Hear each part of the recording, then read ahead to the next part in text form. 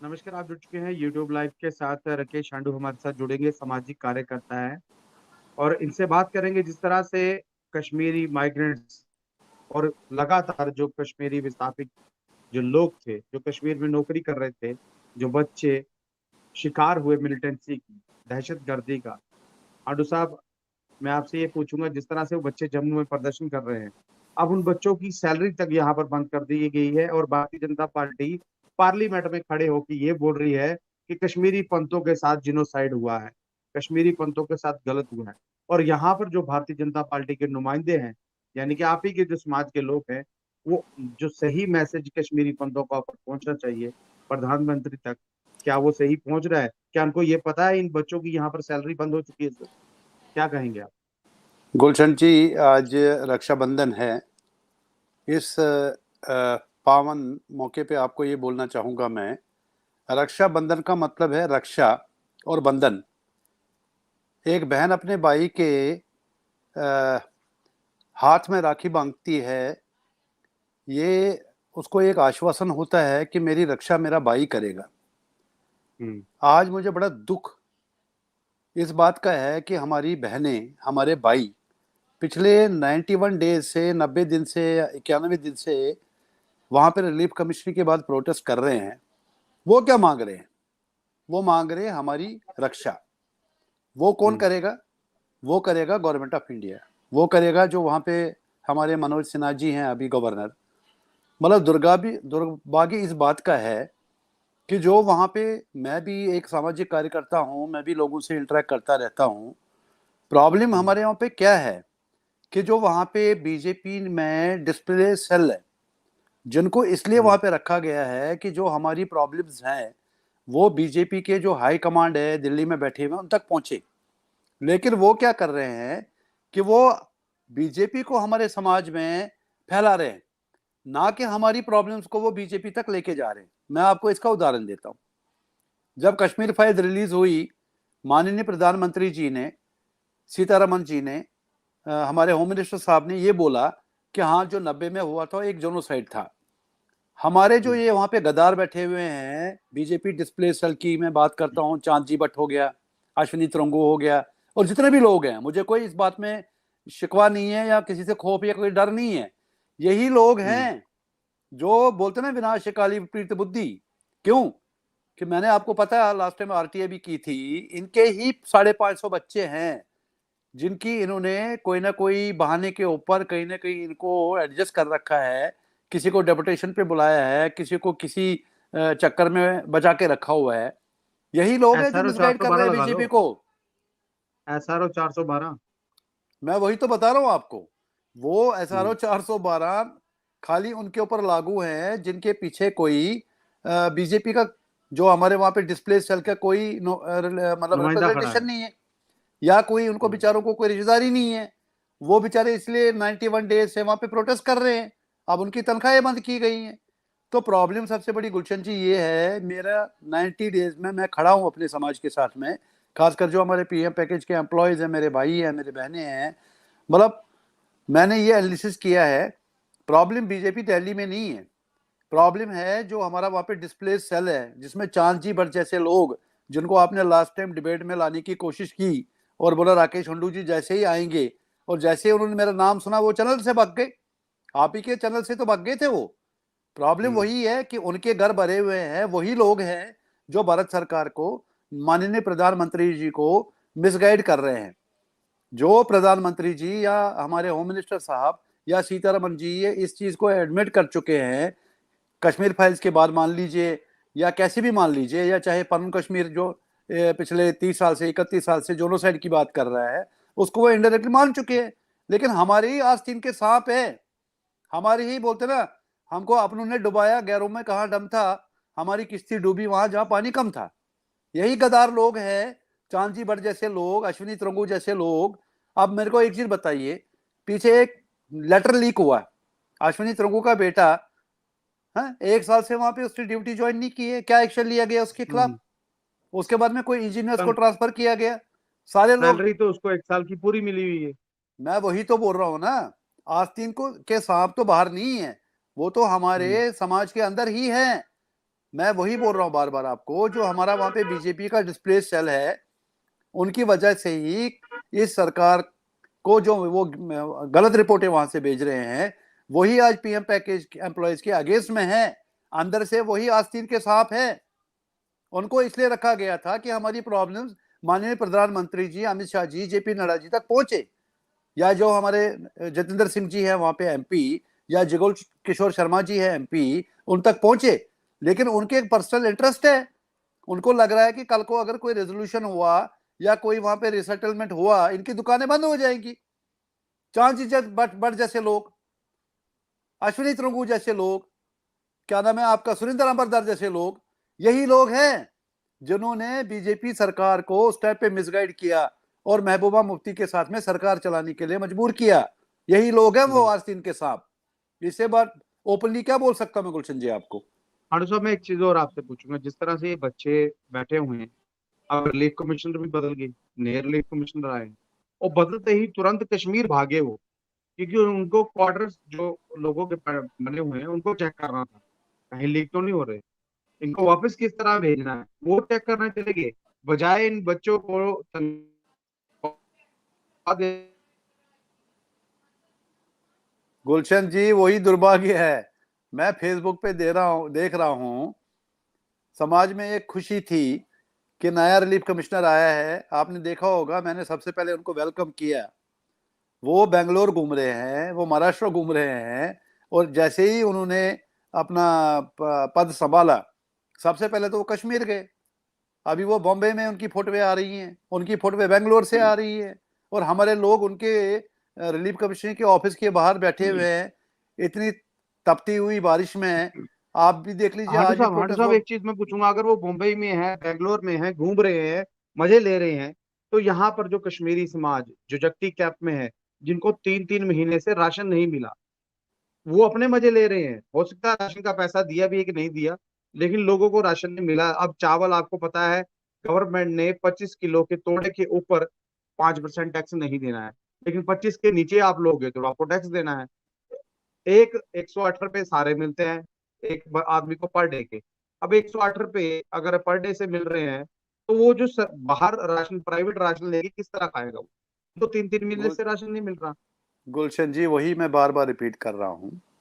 सबसे बड़ा जो कैंसर और नासूर है वो त्रिकुटा नगर में बैठा है। चांद जी भट्ट जैसे लोग, अश्विनी तुंगू जैसे लोग, अजय भारती जैसे लोग, सुरेंद्र अबरदर जैसे लोग, अशोक कोल जैसे लोग। मुझे किसी चीज का डर ना 32 साल पहले था, आपको पता ही है, ना उसके बाद था, ना आज भी है। प्रॉब्लम हम्म। सबसे बड़ी बात यही है कि यही लोग हैं, इनको राशन की क्या जरूरत है? इनके बच्चे वेल सेटल्ड है। इनको हम्म। प्रॉब्लम क्या है? इनके बच्चे पीएम पैकेज में एम्प्लॉयमेंट उनको मिली है, उन्होंने भी वही बॉन्ड लिख के दिया है। जो आप एसआरओ 412 की बात कर रहे हो, वो उनके ऊपर लागू नहीं होता है। वही लोग हैं जो मिसगाइड कर रहे हैं बीजेपी सरकार को सेंटर में। सबसे बड़ी प्रॉब्लम तो वही है। उनको दर्द नहीं है, उनके रिश्तेदारों को चावल मिले ना मिले, उनको चावल की जरूरत नहीं है। चावल जरूरत है गरीब आदमी को, चावल जरूरत है या राशन या रिलीफ जरूरत है उस आदमी को जिसको पीछे इन लोगों का हाथ नहीं है। तो यही तो प्रॉब्लम है सबसे बड़ी, यही तो दुख की बात है गुलशन जी। इससे ज्यादा ओपनली मैं नाम लेके बता रहा हूं आपको।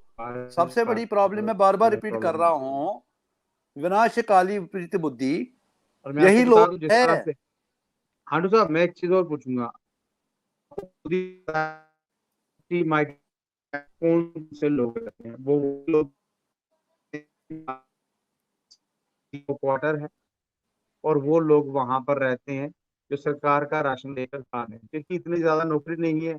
अब पिछले दिनों वहां पर टीचर तक नहीं थे, लेकिन लोगों ने लड़ लड़ा के टीचर लिए। आज राशन नहीं है, राशन की दिक्कत है। कईयों के जो माता पिता हैं वो वेंटिलेटर पर हैं, बीमार हैं, पैसे इतने नहीं है कि डॉक्टर के पास लेके जाए। लेकिन सरकारी हॉस्पिटल में अगर आप लेके जाएंगे, चाहे खांसी का इलाज कराइए, चाहे बुखार का इलाज कराइए, लेकिन आपको वहां पर आयुष्मान कार्ड जरूर देना गुलशन जी मैं बार बार यही चीज बोल रहा हूँ। सबसे बड़ी प्रॉब्लम है, मैं हर डिबेट में, चाहे वो नेशनल चैनल हो, चाहे आपका चैनल हो, चाहे कोई भी चैनल हो, मैं हमेशा एक ही चीज बोलता हूँ कि बीजेपी सरकार को जम्मू कश्मीर में पॉलिसी पैरालिसिस हो गया है। उसके लिए बीजेपी सेंट्रल गवर्नमेंट जिम्मेदार नहीं है। देखिए आज की डेट में हमारे माननीय प्रधानमंत्री जी इतनी स्टेट्स को संभाल रहे हैं, या अमित शाह जी हैं या हमारे जेपी नड्डा जी हैं। प्रॉब्लम ये है कि फीडबैक जो जम्मू कश्मीर से जाता है उनको, खासकर जो हमारे डिस्प्ले सेल बनाया गया, डिस्प्ले सेल क्यों बनाया गया है? वो इसलिए बनाया गया जी कि हमारी जो प्रॉब्लम्स हैं वो सेंटर तक पहुंचे।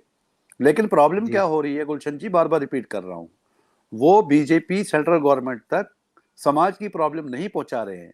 वो हमारे समाज में बीजेपी को एंडोर्स करने की कोशिश कर रहे हैं। हर बंदे को बीजेपी का, वो कहते हैं ना, बीजेपी का इंजेक्शन डालना चाहते हैं कि आप ये चोला पहन लो, आप ये टोपी पहन लो। अब मैं एक चीज और आपको बता रहा हूँ। अब आज 15 अगस्त आने वाला है, देश भर में एक मुहिम चल रही है कि हर घर तिरंगा हर घर झंडा है। अब ये बताइए कि हर घर तिरंगा, हमारे 5 लाख कश्मीरी पंडितों के पास तो घर है ही नहीं 32 साल से। हम किसके घर पे तिरंगा लगाएंगे? आप मेरे को बताइए इस चीज का बात। यही लोग यही जा रहे चीज हैं मैंने एक आदमी से पूछी, हंडू साहब, एक आदमी से पूछी, मैंने कहा हर घर तिरंगा हर घर झंडा गवर्नमेंट की एक स्कीम चल रही है, ये लगाना है। उस आदमी ने मुझे ये चीज बोली, मेरे पास तो ना आयुष्मान जो मोदी योजना का घर है, और मैं झंडा कहाँ पर लगाऊं? पहले घर दे मैं वही दीजिए फिर झंडा मैं लगा मैं दूंगा। वही मैं वही तो बोल रहा हूँ ना कि हम ना शेड्यूल ट्राइब में आते हैं ना शेड्यूल कास्ट में आते हैं। हमारा तो आज की डेट में वजूद ये है कि मैं पीएम पैकेज एम्प्लॉय से भी बात कर रहा था आज। उनकी दुर्दशा देख के मैंने उनको आज एक ही चीज बोली। मैंने बोला भाई, आप लोगों ने देख लिया कि आपके साथ में 91 डेज से क्या हशर हो रहा, आपके पास में कोई बंदा बात करने को तैयार नहीं है।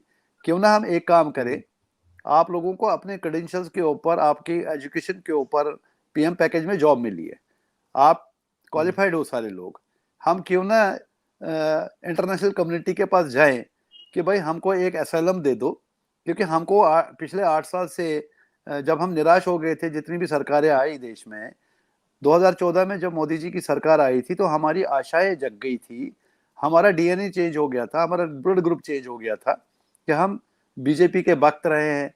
हमने जो अपने लेवल पे मोदी जी को सेंटर में लाने के लिए या बीजेपी को जम्मू कश्मीर में लाने के लिए जो भी हम एज ए कश्मीरी पंडित कर सकते थे, क्योंकि हमारे पास में सबसे बड़ी एक ताकत है, वो है पेन की ताकत। तो पेन के माध्यम से हमने बड़ी कोशिश की। लेकिन मैंने आज उनको यही चीज़ बोली, मैंने, आप जो ये रिलोकेशन की बात कर रहे हो, अब आपको 91 डे से पता चल गया, आपको थ्रेटनिंग मिल रही है, आपको डीडीओ जो है धमकियां दे रहे हैं, कई लोगों की सैलरियां रोकी गई है। तो यहाँ पे पट्टी बैठ के बैठे हैं हमारे जो वहाँ पे डिस्प्ले सेल है, उनको ये दर्द नहीं हो रहा, क्योंकि उनके बच्चे तो 550 एम्प्लॉयज जो हैं वो ऑलरेडी जम्मू में एंजॉय कर रहे हैं। आप समझ रहे हैं मेरी बात को? तो मैंने उनको एक प्रपोजल दिया है, चलिए आप दिल्ली आइए, जैसे आप लास्ट टाइम जंतर मंतर आए थे, हम जाके यहाँ पे जितनी भी यूएनओ है, ह्यूमन राइट्स कमीशन है, और जितनी भी यहाँ की एम्बेसीज हैं, वहाँ जाके with the permission of Delhi government, with the हांडू permission of साहब, ये दिल्ली। आपकी कम्युनिटी की बात नहीं, यहाँ पर अकाउंट असिस्टेंट बैठे हुए हैं, सीआईएसएफ बीएसएफ बैठे हुए हैं, यहाँ पर बॉर्डर बटालियन वाले बैठे हुए हैं, यहाँ पर अब वो टीचर हैं जो बच्चों को पढ़ाते थे वो बैठे हुए हैं। यानी कि 370 जब खत्म की, इन्होंने बोला देश, जम्मू कश्मीर देश का अटूट अंग बन गया। यानी कि हम पहले ही अटूट अंग में नहीं थे, पहले ही हम भारतीय नहीं थे, इस बार पहली बार हम तिरंगा उठाएंगे, ये इनकी सोच है। लेकिन 370 के बाद क्या किया, प्राइवेट कंपनीज को सब कुछ बेच दिया गया। हमारे जो एम्प्लॉयज थे जो नौकरी करते थे, अब प्राइवेट कंपनीज उनको सैलरी दे रही है, और ऊपर राज्यपाल यहाँ बैठे हुए हैं, उनके कान तक ये आवाज नहीं पहुंची। मैं आपको बता दूं, लगातार यहाँ पर देखिए बच्चे 91 दिन से बैठे हुए हैं। अब जो अकाउंट असिस्टेंट है, आज 30 दिन हो गए। 30 दिन भालू साहब एक लंबा समय होता है। 30 दिन से उनकी आवाज, अगर चाहे तो ये आधे घंटे में ईडी किसी के घर भेज सकते हैं, रेड करवा सकते हैं, उसको पकड़ सकते हैं, लेकिन बच्चों की आवाज नहीं सुनना चाहती। गुलचंद जी, मैं दोबारा से रिपीट करूंगा, इनको ये समझ नहीं आ रही है। मैं कहता हूं ना कि सबसे बड़ा बलवान जो था वो था रावण। तो हमने जो सुना है या रामायण में पढ़ा है, विनाश काली विपरीत बुद्धि, इनका विनाश हो चुका है। आप देख लीजिए, 2 दिन पहले बिहार में क्या हुआ। नीतीश कुमार ने रातों रात सरकार बदल दी इनकी, क्योंकि उसको भी हम्म, समझ आ गई कि ये डिक्टेटरशिप नहीं चल सकती है। उसने लालू प्रसाद यादव के बेटे के साथ में वहां पे इनको उठा के कचरे के डब्बे में डाल दिया है। ये गए थे ममता बनर्जी को हिलाने के लिए, उसने इनको हिला दिया है। इन्होंने 8 साल बहुत बेवकूफ बनाया है देश को। देश की जनता बेवकूफ नहीं, 8 साल का टाइम बहुत दे दिया है। 2024 में आपको पता चलेगा कि जो कश्मीरी पंडित सड़कों पे निकलेगा, कश्मीरी पंडित आज कन्याकुमारी से लेके, कनाडा से लेके, अमेरिका से लेके, किसी भी कंट्री की बात करो, किसी भी देश की स्टेट की बात करो, वहां पे कश्मीरी पंडित अब इस सिचुएशन पे पहुंच चुका है कि वो अब सड़कों पे निकलेगा और फिर इनको बताएगा कि कश्मीरी पंडित की ताकत क्या है। जो आप झूठ बोल बोल के कश्मीरी पंडितों को बेच के, कश्मीर को बेच के आपने राम मंदिर के नाम पे पॉलिटिक्स खेल ली, चलो राम मंदिर बन गया। आपने 2014 में बोला था कश्मीरी पंडितों को हम वहां पे रिहेबिलिटेट करेंगे, आज कश्मीरी पंडित पिछले 91 दिन से सड़कों पे है। ये तो 8वां माइग्रेशन हो चुका है, चाहे कितना भी मुंह छुपाए, चाहे कितना भी लोग कश्मीरी पंडितों को धमकाए। गुलशन जी, मैं एक चीज बताता हूँ, 2010 में पीएम पैकेज आया था, किसने भी लाया था? क्योंकि अगर मैं नाम लूंगा तो मुझे कल बोलेंगे कांग्रेसी है। आप बताइए, 2010 से लेके 2021 तक या 2022 तक ऐसा कुछ नहीं हुआ कि हमारे राहुल भट्ट को मारा गया, रजनी बाला को मारा गया, दीपक चंद को मारा गया या सत्येंद्र कौर को मारा गया? ऐसा क्यों हो रहा है? क्या किसी ने इसके ऊपर आज तक बात सर की? हांडू साहब, मेरी एक बात सुनिए। अगर यही बात अभी यही इस वक्त अगर सरकार कांग्रेस की होती तो ये विपक्ष में होते तो ये आपके साथ सड़कों पर बिलक बिलक के रो रहे होते और ये हाँ, बोलते कि सरकार तोड़ी जाए। हाँ, यही रोकते, यही इन्होंने कोसते ये करना कि था। कश्मीरी बल्कि पंडितों के साथ ये सच्चाई हुआ ये है। है, सच्चाई ये है, 8 साल से इन्होंने इनको हो चुके हैं। और जबकि कैंप, जिसको मैं ज्यादा जानता हूँ, बरकू कैंप, इन्होंने एक कलर तक भी नहीं करवाया उनके क्वार्टर्स में। गुलशन जी, कर क्या जगती लेंगे कैंप, यार। गुलशन जी, जगती कैंप कब बना? वो तब बना था हम्म, जब मनमोहन सिंह की सरकार थी। जी जी। मैं इनको, जब जितने भी ये जब हमारे खासकर खाटू साहब, जब खासकर उसकी ओपनिंग हुई थी ना, मनमोहन सिंह जी आए थे तो मैं वहीं पे था। उस ओपनिंग में मैं भी मौजूद था, मैं जब वही तो जबकि गुलशन कैंप भी जी, हुआ। गुलशन जी वही बता रहा हूँ। मुझे हंसी कभी कभी ना इस बात की आती है, जब ये floor of the house claim करते हैं तो वहां पे अधीर रंजन चौधरी हैं या जितने भी अपोजिशन पार्टीज हैं, क्या उनको सांप हम्म, सूख गया?